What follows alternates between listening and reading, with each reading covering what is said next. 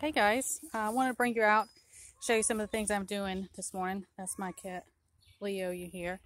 Um, I talked to y'all before I did a video about plantain, which was usually the broadleaf one. And I said that there's another one that is the longer, skinny leaves like this. This is actually Ribwort Plantain. Wonderful uses. This is in part of my property. And I'm going to end up gathering all of these leaves and dry them.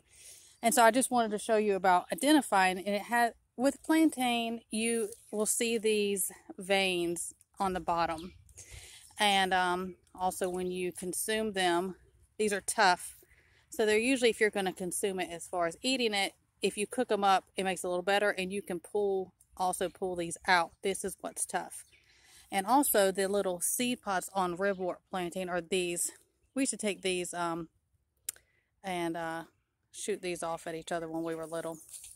But you'll notice these are little seed things. The broadleaf plantain are like seed stalks. You'll see them, they have seeds all the way up.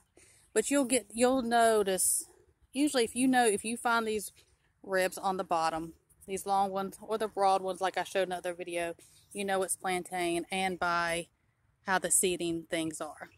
This is Ribwort Plantain. But all these, I will get all these leaves. I will dry them. I will do infusions and different things I'll make with them. They're wonderful. And, you know, like with the other plantain, I like this one a little bit better. You get more with these usually than the broad leaves. But this is great. This is, if you're out, if you get an insect bite, if you get stinging nettles will burn you up. This is great. You just break one of these, off. You chew it up, make a poultice in your mouth if you have to with spit, and you put it over that. You put it over if you have a bite, if you like the stinging nettles, if you have any kind of cut or anything. This is kind of the nature's band-aid. This will also help stop bleeding if you chew it up, like a poultice, and put it on it. And if you don't, you have somewhere you can just make a poultice and don't have to chew it up, that's fine also. But this is also really good for like a medicinal tea for allergies and hay fever.